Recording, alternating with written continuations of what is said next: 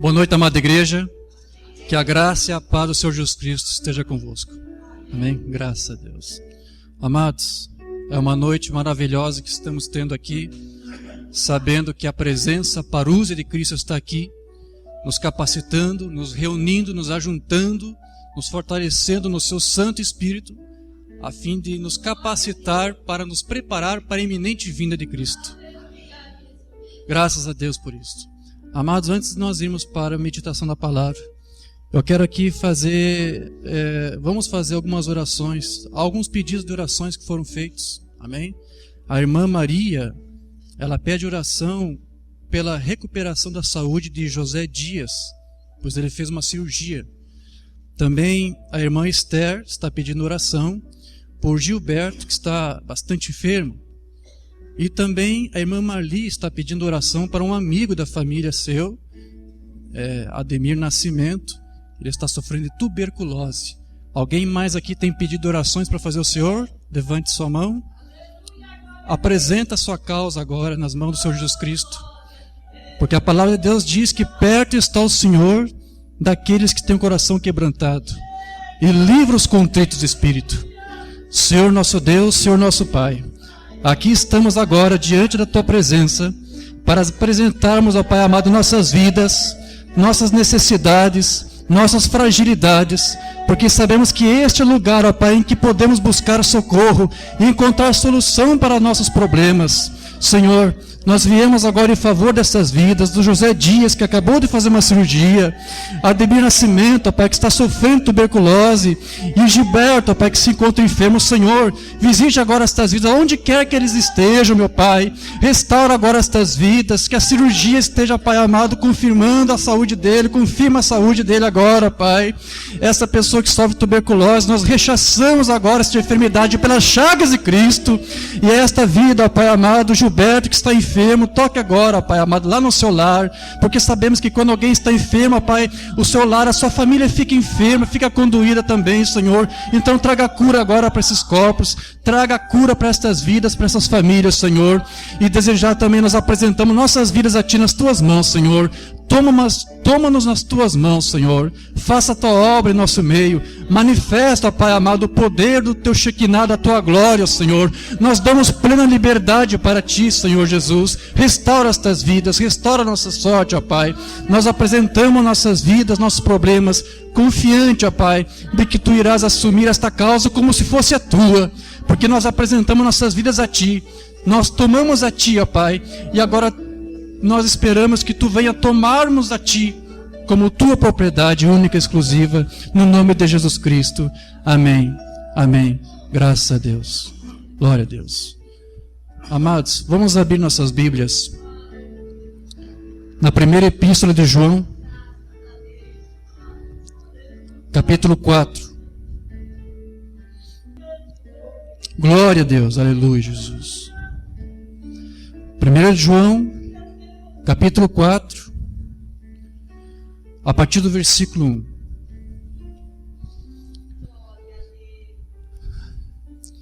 Diz assim a palavra do Senhor: Amados, não deis crédito a qualquer espírito, antes provai os espíritos, se procede de Deus, porque muitos falsos profetas têm saído pelo mundo afora. Nisto reconheceis o Espírito de Deus. Todo espírito que confessa que Jesus Cristo veio em carne é de Deus. E todo espírito que não confessa Jesus não procede de Deus. Pelo contrário, este é o espírito do anticristo, a respeito do qual tendes ouvido que vem e presentemente já está no mundo. Filhinhos, vós sois de Deus, e tendes vencido os falsos profetas, porque maior é aquele que está em vós do que aquele que está neste mundo. Eles procedem do mundo, por essa razão falam da parte do mundo, e o mundo os ouve. Nós somos de Deus. Aquele que conhece a Deus nos ouve. Aquele que não é da parte de Deus não nos ouve. Nisto reconhecemos o espírito da verdade e o espírito do erro. Diga graças a Deus. Senhor meu Deus, Senhor nosso Pai, apresentamos agora, Pai amado, este momento para que Tu venhas falar conosco, Senhor. Estamos aqui porque sabemos que Tu tens um maná especial, uma porção especial da Tua palavra para nossas vidas, que trará refrigério, que trará condição, ó Pai, fundamentos para nós caminharmos, ó Pai amado, ao longo desta vida, a fim de podermos testemunhar da Tua glória, da Tua riqueza, Pai. Aqui estamos, ó Pai amado, que a Tua palavra venha se fazer manifesta agora. Nós damos liberdade, ó Pai. Nós Te pedimos agora que o Teu Santo Espírito não apenas nos fortaleça, mas nos conceda a fé para crer na Tua palavra, ó Pai. Agora eu Te peço, Senhor, queime meus lábios com as brasas vivas do Teu altar, ó Pai, para que Teu povo que está aqui reunido ouça não a voz de um homem, não a palavra de um homem, mas a Tua palavra, a Tua voz. É nessa esperança, Pai, que nós Te pedimos isto e Te agradecemos no nome de Jesus. Amém. Amém. Graças a Deus. Podemos assentar, queridos.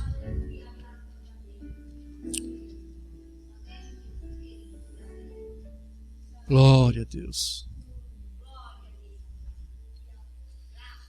Amada igreja, você que esteve aqui presente hoje, se você ontem esteve aqui presente e participou daquele culto maravilhoso que tivemos, você deve estar lembrado da mensagem que foi pregada, onde aqui nos foi feito um esclarecimento de que nós hoje estamos gozando de uma presença, a presença de Deus, a sua parúzia, que foi confundida com vinda, de acordo com uma má tradução das Escrituras.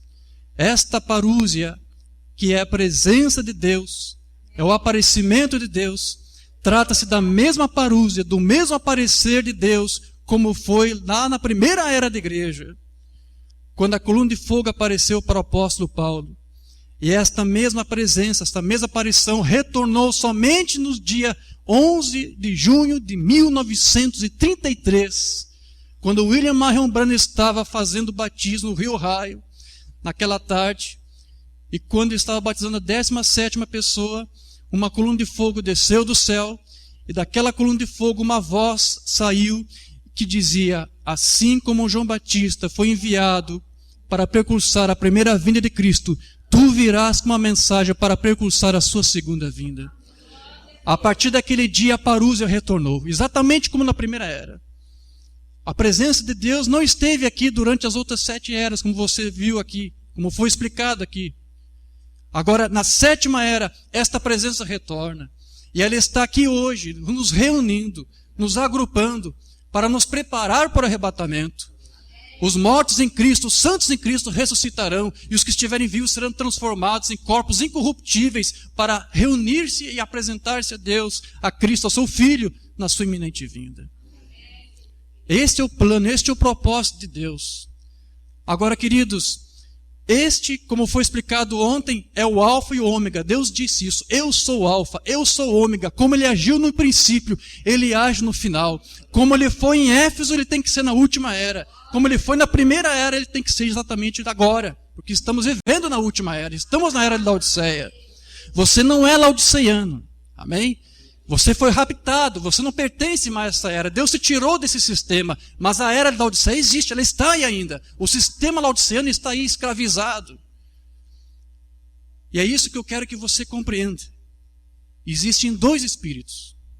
É disso que o apóstolo João aqui está falando, se você acompanhou a leitura. Ele disse que há um espírito do erro e um espírito da verdade. São 2. A razão de William Branham ter insistentemente pregado a parúzia, a presença de Cristo, era justamente para convencer a noiva de que esses 2 espíritos estão aqui. Se Deus hoje tem se manifestado de uma forma peculiar, exatamente como na primeira era, eu quero que você saiba de algo. Satanás também tem feito algo desse tipo. Satanás também tem se manifestado nessa última era de uma forma peculiar como na primeira. Você sabia disso? Por que isto? Porque são 2 espíritos. O espírito do Cristo e o do que mais que João falou aqui? O espírito do anticristo, presentemente, que já está no mundo. Ele também se manifesta com maior intensidade agora do que nas outras eras da igreja. Por que isto? Porque ele sabe que os dias estão contados. Ele tem que agir, ele tem pressa. Porque ele sabe que ele está prestes a ser jogado no lago de fogo. Ele está prestes a ser julgado, condenado. Por isso ele tem pressa. Então ele está agindo hoje de uma forma peculiar. Amados, nunca as pessoas têm sido tão enganadas e tão confundidas como na era de hoje que estamos vivendo. Ao mesmo tempo que há um povo que tem sido esclarecido, que tem se possuído uma verdade que até então as demais eras não tinham. Da mesma forma, Satanás tem procurado se esforçar ao máximo para perverter os retos caminhos do Senhor, para confundir aqueles que são eleitos, se possível, mas o profeta de Deus diz, não é possível. Então esses dois espíritos estão presentes. Deus se manifestou de uma forma especial na primeira era, está fazendo agora isto. Satanás fez isso na primeira era, está fazendo isto hoje também, agora. Eu quero ler aqui uma passagem, uma mensagem do profeta para você entender isto. Ele disse isso lá no 6º selo, no parágrafo 118. Eu quero que vejam isto. No mesmo tempo, quando chegou Caim à terra, também chegou Abel. No mesmo tempo. Mas você sabe que Caim, ele era a semente da serpente. Abel era a semente de Deus. Porque lá no livro de Lucas, no capítulo 3, você vai ver que Adão era filho de Deus. Abel era filho de Adão e Adão era filho de Deus. Duas sementes. Mas veja, elas apareceram juntas ao mesmo tempo. Os dois espíritos estão sempre ali aparecendo ao mesmo tempo. No mesmo lugar. Depois o profeta continua. Quando apareceu Jesus, Judas também apareceu. Quando Cristo saiu da terra, quando ele padeceu na cruz, Judas também saiu. Lembra que ele se enforcou? Ele tirou o fim da sua vida. Depois ele diz, no tempo, ele está falando agora da era de Éfeso, a primeira era, presta atenção. No tempo, quando foi derramado o Espírito Santo, também se derramou o Espírito do Anticristo. É disso que João aqui está falando. O Espírito do Anticristo está aqui. Porque João, quando escreveu essa epístola, estava escrevendo para quem? Para os Efésios. Ele era pastor lá da igreja de Éfeso. E o profeta aqui está dizendo, assim como o Espírito Santo foi derramado sobre a igreja de uma forma especial, assim também o Espírito do Anticristo, que é o Espírito do engano, tem sido derramado. Agora veja, ele está falando aqui da era de Éfeso. Mas veja o que o profeta vai dizer. E neste tempo, que tempo é este? A era presente. Neste tempo, quando o Espírito Santo está se revelando nesses últimos dias, o anticristo também se está manifestando através do sistema político e demais coisas. Não é da mesma forma como antes. É de uma forma peculiar também. Deus está se manifestando de uma forma peculiar. Satanás também está fazendo isso. E sucederá que ao tempo, quando o anticristo vier em sua plenitude, Deus também virá em sua plenitude para redimir-nos. Sempre correm paralelos. Caim, Abel, o corvo e a pomba na arca. Você está lembrado disso? Judas e Jesus. Dois espíritos. Deus, ele diz, eu sou alfa, eu sou ômega. Satanás também tem isso. De uma certa forma, Satanás também tem o seu alfa e o seu ômega. Ele também tem seu princípio e o seu fim. As coisas que ele fez no passado, ele também volta a fazer na última era. É isso que o profeta aqui está dizendo. E particularmente aqui, João, ele está, quando se refere aqui a dois espíritos, ele está aqui, já, como ele está, essa carta foi endereçada àqueles dias, ele está aqui tentando rechaçar uma mentira pervertida que nos seus dias estava sendo ensinado. Porque veja, no versículo 2, se você está com a Bíblia aberta ainda, lê comigo. Ali diz no versículo 2, nisto reconheceis o Espírito de Deus. Todo espírito que confessa que Jesus Cristo veio em carne é de Deus. João aqui está dando uma resposta para os grupos da mensagem da era de Éfeso. Como é que é isso, irmão? Agora você me deixou confuso. Eu achei que é só agora, nessa era que estamos vivendo, que tem grupos de mensagem. Não, irmão, sempre existiu. Você sabia disso? Sempre existiu grupos de mensagem. Houve grupos de mensagem na era de Éfeso. Houve grupos de mensagem na era de Esmirna.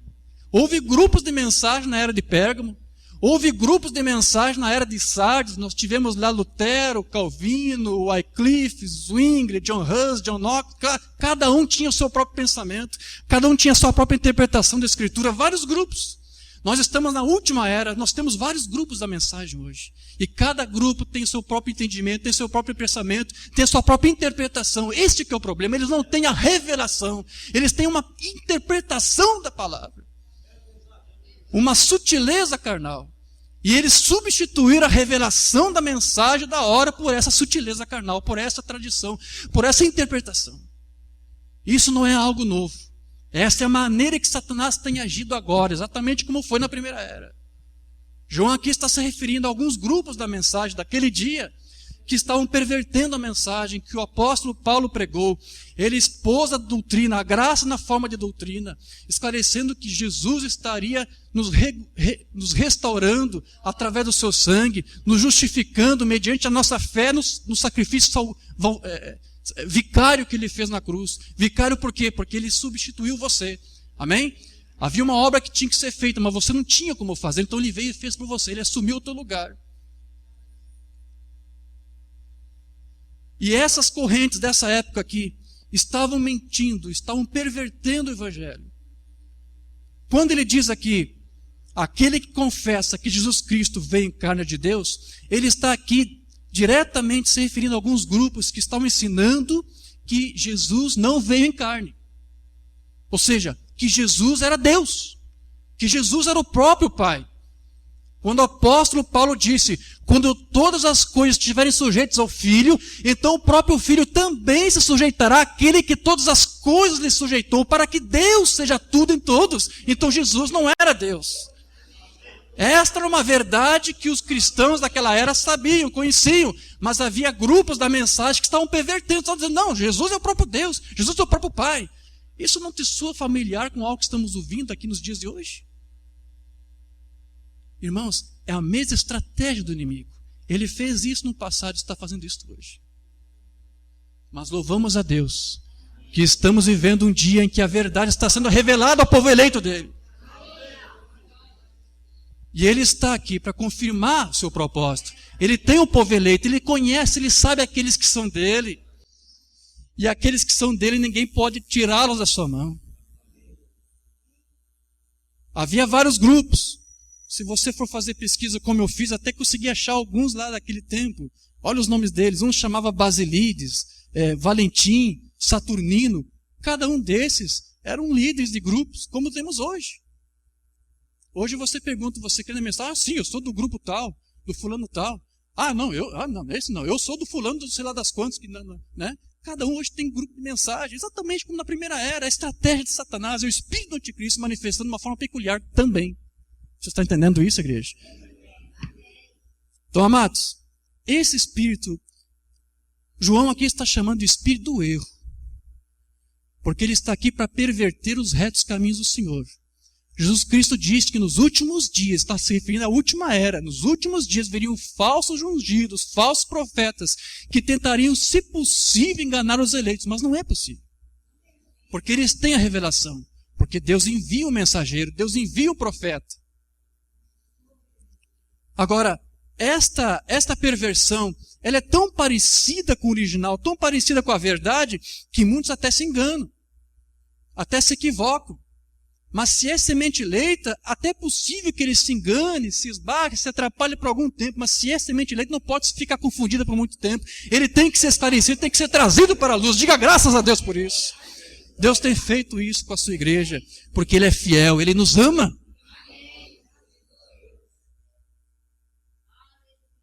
Mas veja, esses dois espíritos são muito parecidos. Por isso que o profeta fez uma analogia, né? Caim veio, Abel veio. Jesus veio, Judas veio. Jesus saiu de cena, Judas saiu de cena. Por que o profeta fez isso? Porque esse falso espírito ele quer imitar o verdadeiro. Agora, não poderia haver o falso se não houvesse primeiro o verdadeiro. O profeta dizia isso, não pode haver uma nota de $1 falso sem primeiro haver o verdadeiro. Tem que haver uma nota verdadeira para que alguém faça um plágio, uma cópia estereotipada dela.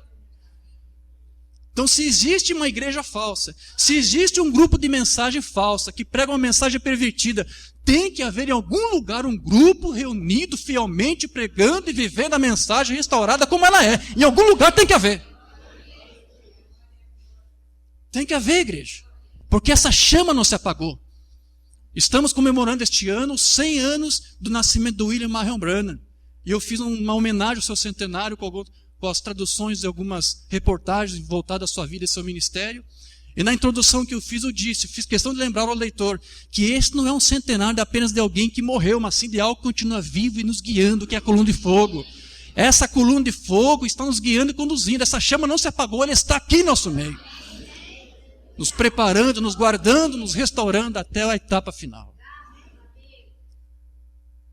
Mas como eu disse, esses dois espíritos são tão parecidos que, se possível, eles enganariam até os escolhidos, mas não é possível. Então, ao longo das eras da igreja, Deus tem enviado mensageiros. E Deus, através desse mensageiro, tem irradiado a luz que Deus concedeu a ele para o seu povo eleito.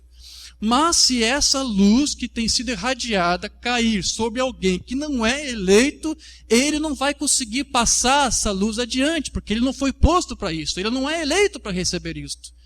Se ele insistentemente quiser, o que máximo que ele vai fazer vai ser irradiar uma miragem, uma confusão, uma sombra. E é isso que está acontecendo. O joio e o trigo estão juntos. Mas Cristo disse, você não pode arrancar, tem que deixar crescer. No tempo certo o profeta disse, Deus vai arrancar. Cristo disse, toda planta que meu Pai Celestial não plantou será arrancada. Não é você que vai fazer isto, é Ele. No tempo dele. Então como é que você vai fazer para discernir o falso do verdadeiro? O profeta disse, pelo teste da palavra. Tudo que ele falar tem que estar de acordo com a palavra revelada. Se ele falar alguma coisa que não está batendo com a escritura, com a palavra, então não é a palavra de Deus. Se ele tem um espírito nele que não está concordando com a palavra revelada, então esse espírito não é o Espírito Santo, porque o Espírito Santo não se contradiz. É o teste da palavra que vai fazer você discernir o espírito verdadeiro do falso. Mas você tem que discernir. E para você discernir, você tem que ter a revelação correta.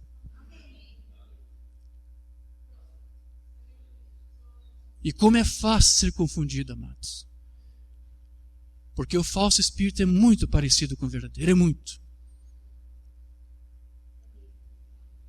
Sabe, é como se... eu vou fazer aqui uma ilustração só para você entender.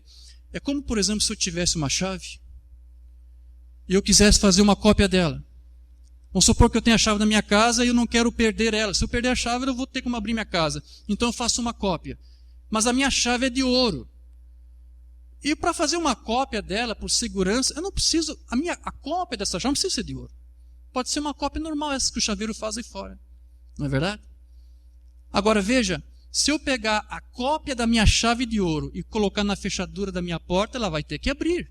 É uma cópia. Ela vai ter que cumprir a mesma função da chave de ouro. A única diferença é que não é de ouro. Você está conseguindo entender isso? Tem o mesmo formato, tem a mesma aparência, só não é de ouro. É de um outro material. Geralmente o material que eles usam é uma liga metálica, né? Cobre misturado com níquel, outras coisas. O que é isso aqui? É isso que é a falsa unção.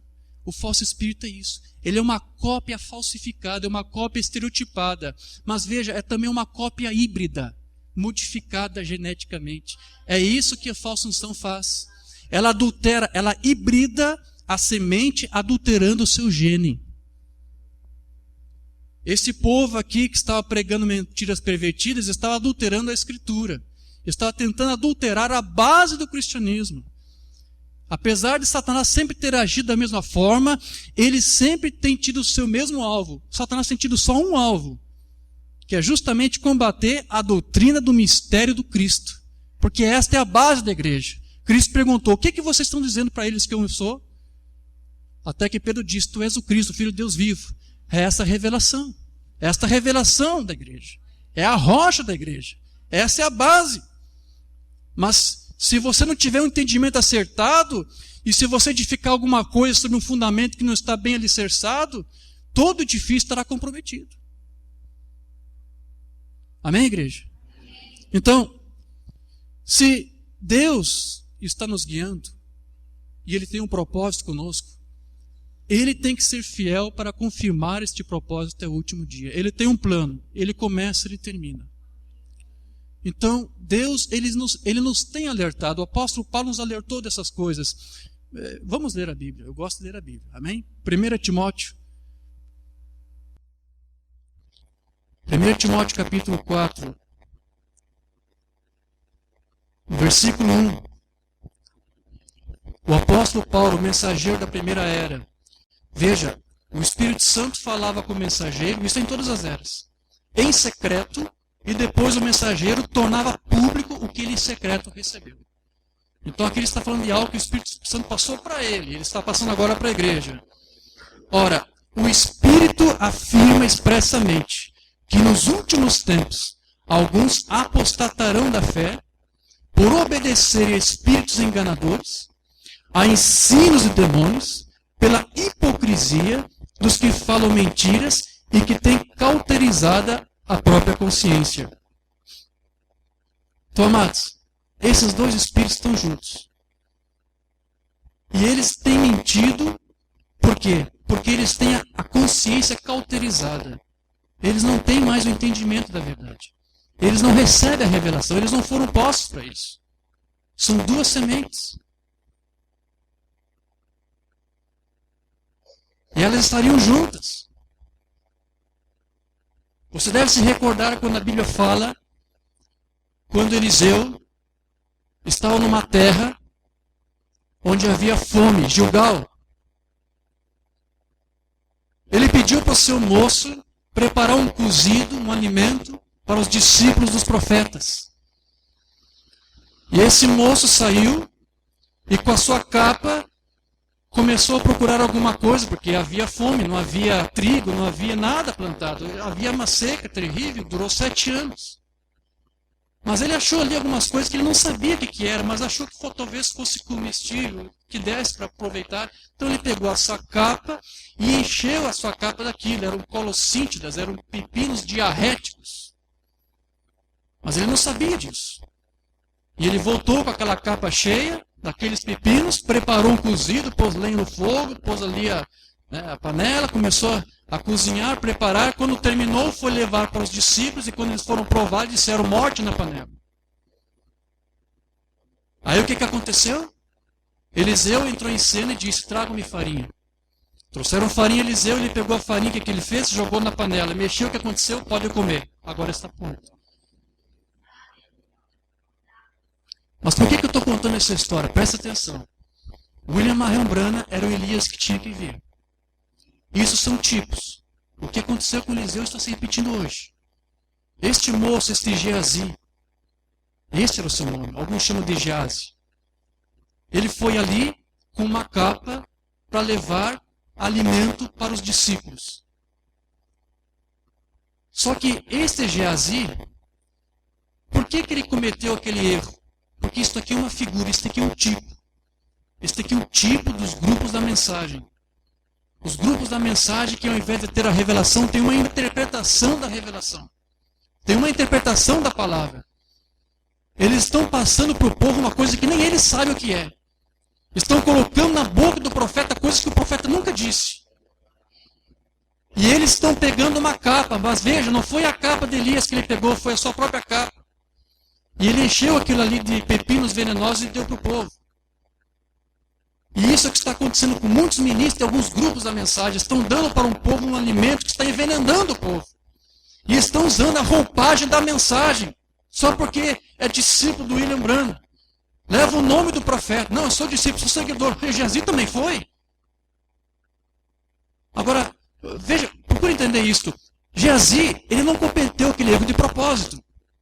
Não foi de propósito. Ele não tinha intenção de envenenar aqueles homens.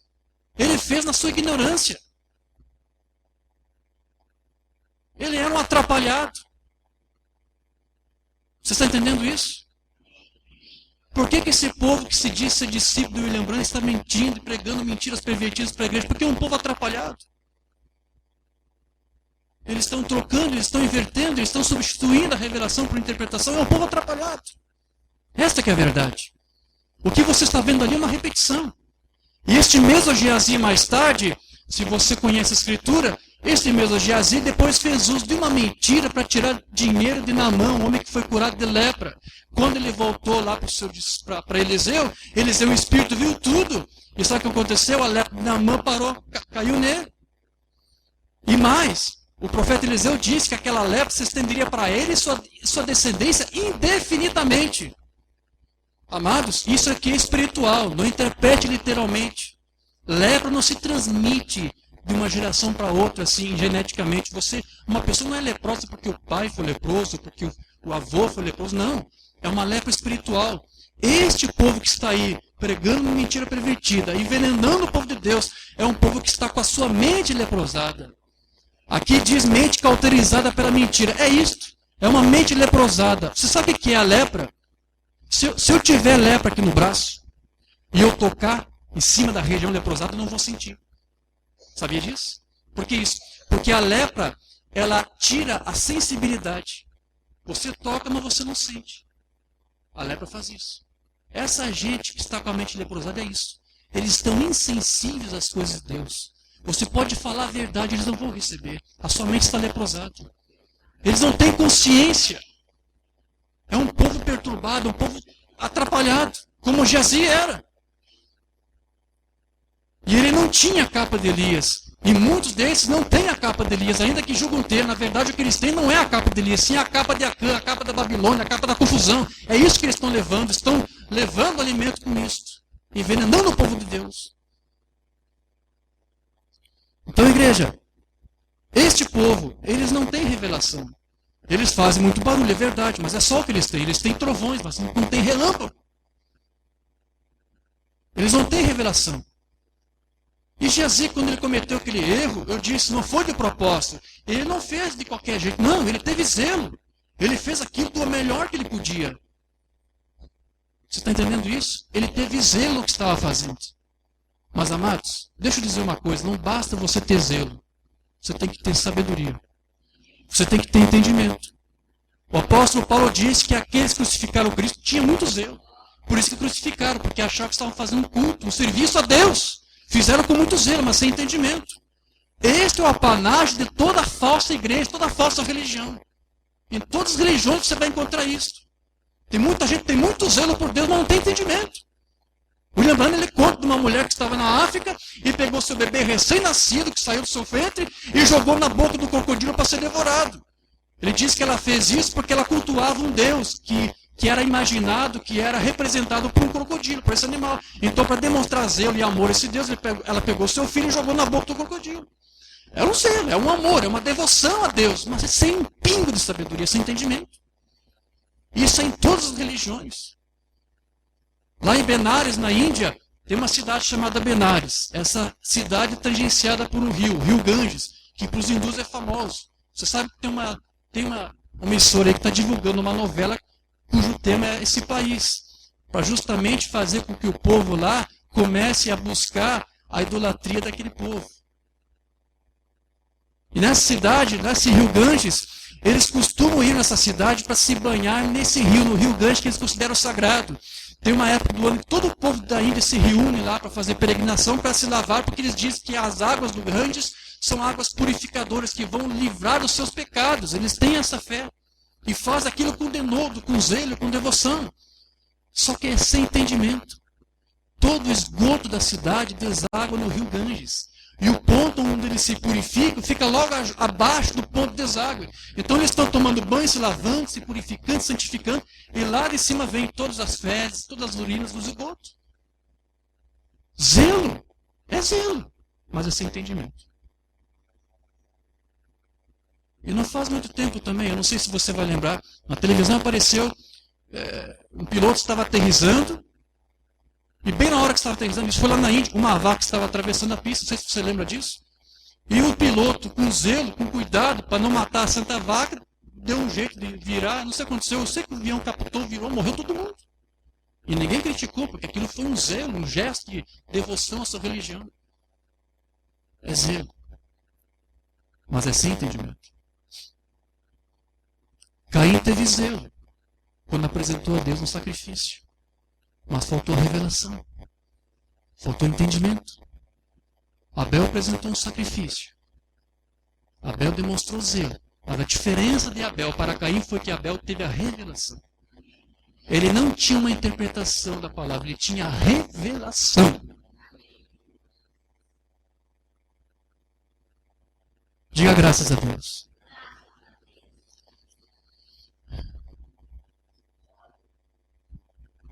Os judeus, quando crucificaram Cristo, o profeta citou isso muitas vezes, crucificaram Jesus e depois foram cantar o Salmo 22, que era um salmo messiânico, que falava de Cristo. E o Cristo estava ali, eles mesmo a pouco haviam crucificado. Os judeus tiveram até zelo, tiveram até o cuidado de não pôr os pés na peitoria, que era um local onde eles tinham acesso a Pilatos. Eles foram procurar Pilatos para pedir para que ele crucificasse Cristo. Mas não quiseram entrar na peitoria porque eles não queriam se contaminar, porque estavam prestes às festas das santas, né, da Páscoa. Eles tiveram todo esse zelo para não se contaminar, mas não tiveram um pingo de entendimento quando se crucificaram o Senhor Rei da Glória, o Senhor Jesus Cristo. Isso é um apanágio das religiões. Nós encontramos o mesmo Espírito, o mesmo mover dentro da mensagem, dentro dos grupos da mensagem. O profeta nos alertou sobre isso. Mais uma passagem aqui de uma mensagem, um verdadeiro sinal que se deixa passar por alto. Eu vou ler uma parte do parágrafo 80. Cada vez que Deus envia algo, há alguma personificação carnal e rude disto, que segue junto toda vez. Sempre há algo para simular isso. E isso cai tão bem com as pessoas. Porém, um genuíno profeta de Deus permanece com assim diz o Senhor. Ele nunca se moverá dessa escritura se ele é enviado de Deus. A razão que Deus envia profetas é porque eles têm a palavra do Senhor. A palavra do Senhor vem aos profetas. Não vem aos Geazis, vem aos profetas. E se ele não tem a palavra do Senhor, então ele não é um profeta.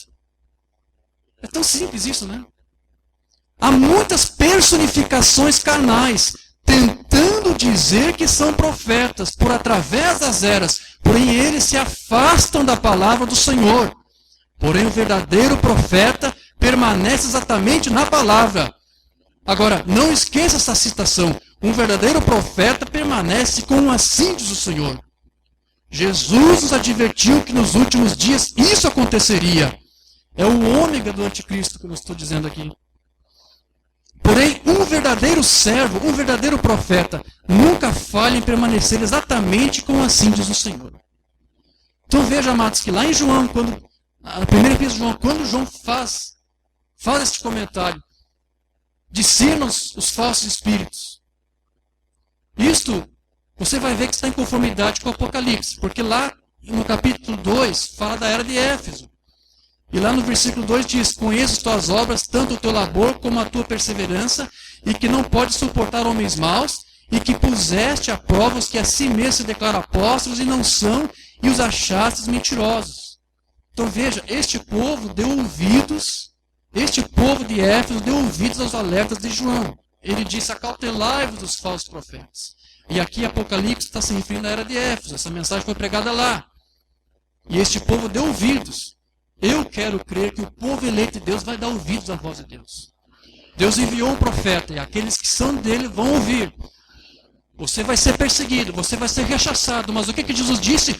Bem-aventurados sois quando por minha causa vos perseguirem, vos injuriarem e mentindo disserem toda sorte de mal contra vós. Regozijai-vos e exaltai, porque assim também perseguiram os profetas que viveram antes de vós. E se você quer pregar o que William Branham pregou, você vai ter que ser perseguido como também foi. Você vai ter que se posicionar. E veja que João ele foi tão a sério com essa questão de você discernir os espíritos, que na outra epístola, quando escreveu de novo, ele já disse assim, todo aquele que ultrapassa a doutrina de Cristo e nela não permanece, não tem Deus. O que permanece na doutrina, esse tem tanto o Pai como o Filho.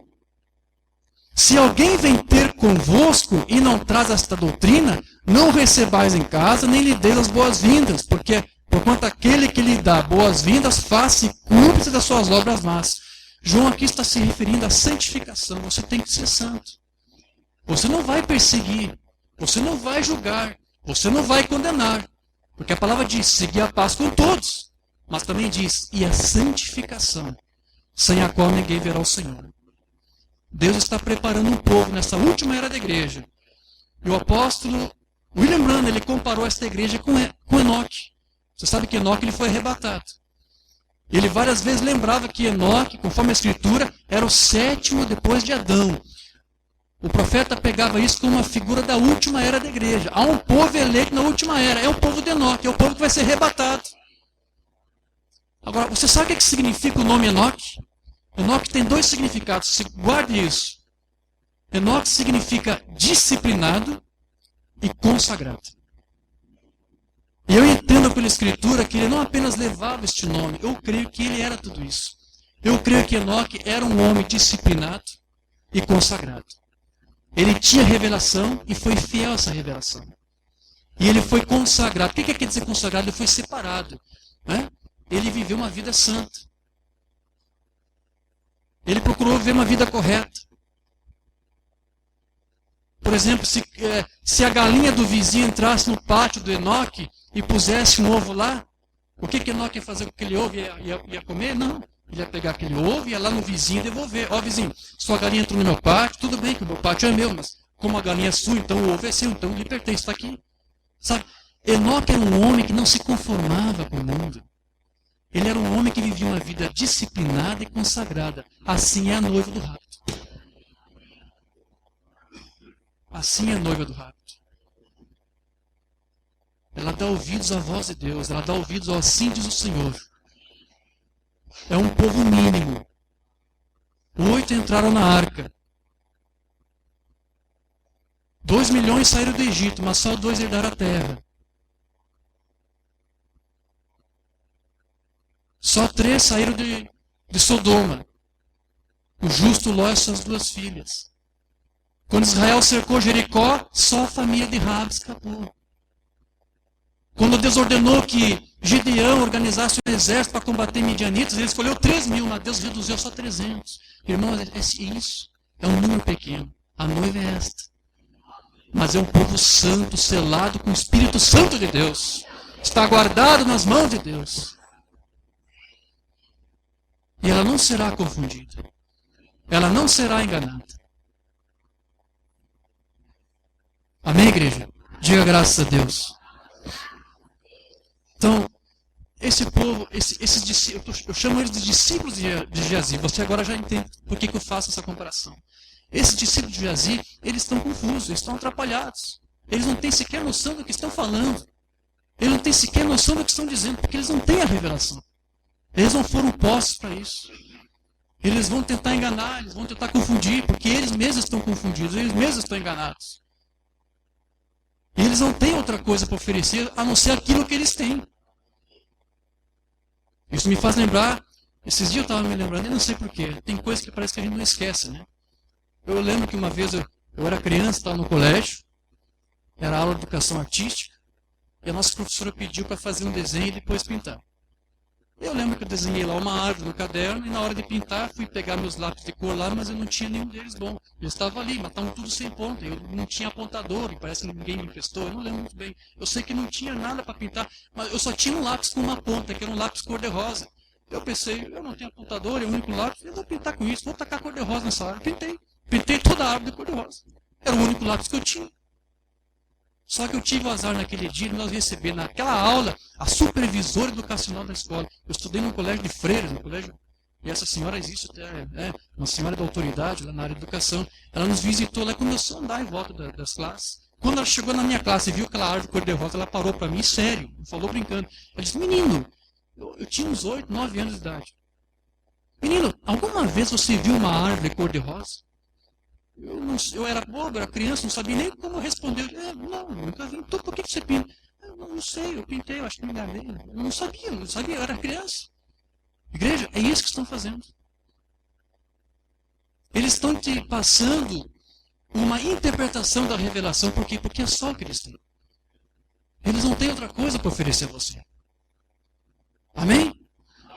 Eles não têm o apontador, que é o Espírito Santo, que afina os lábios para tornar esta palavra útil e prática na tua vida. Eles não têm isso, mas você tem. Diga graças a Deus. E o profeta do Senhor diz lá na mensagem, terceiro Êxodo, só para encerrar, parágrafo 251. Ele diz assim: o diabo é um verdadeiro sujeito esperto e astuto. Ele sabe como atingir a coisa até mesmo antes dela começar. Ele conhece isto, vejam. E a única coisa que você alguma vez pode fazer para derrotá-lo é confiar em Cristo e se humilhar e deixar que Ele te guie. Essa é a esperança da igreja. Ele é o nosso guia. Ele está nos conduzindo. Ele é fiel para concluir aquilo que Ele começou. Pode haver perversões, pode haver adulterações da palavra, mas ela está sendo pregada. A verdade genuína está sendo dita. Há uma doutrina da mensagem que está restaurando a palavra exatamente como ela é. E nós estamos aqui porque nós cremos na revelação. Nós cremos no assim diz o Senhor. Nós não estamos confundidos. Nós não estamos enganados. Nós temos o discernimento. Nós temos aquilo que é verdadeiro. E com isso nós permanecemos. Amém? Diga graças a Deus. Amém. Nos coloquemos de pé, igreja. Graças a Deus. Louvado seja o nome do Senhor Jesus. Glória a Deus. Eu quero que você faça uma coisa. Feche os teus olhos. Feche os teus olhos e ponha a tua mão direita na altura do teu coração. Você sabe por que você está aqui. Você é filho dele. Você foi gerado pela sua palavra. Você foi eleito por Deus desde antes da fundação do mundo. Muitos morreram, muitos padeceram, muitos sofreram, muitos se desviaram, mas você está aqui. Porque Deus te ama. E se você está aqui, a tua família também está aqui. Você está aqui representando a família. E mesmo aqueles que poderiam estar aqui e não estão, você que está aqui, você pode interceder por aqueles que não vieram. E você pode também ao mesmo tempo agradecer por você ficar com o verdadeiro. Por você não ser mais confundido. Por você agora saber que a parousia está aqui, te preparando, ajuntando a sua noiva. A presença real de Deus está aqui para nos capacitar, para nos dar uma mente cristalina, para compreender a sua palavra. Eu quero fazer uma oração por você. Senhor Jesus, Senhor meu Pai, Senhor nosso amado, nós sabemos que o teu sacrifício na cruz não foi em vão. Nós sabemos que há dois espíritos, mas nós estamos firmados naquele que é verdadeiro.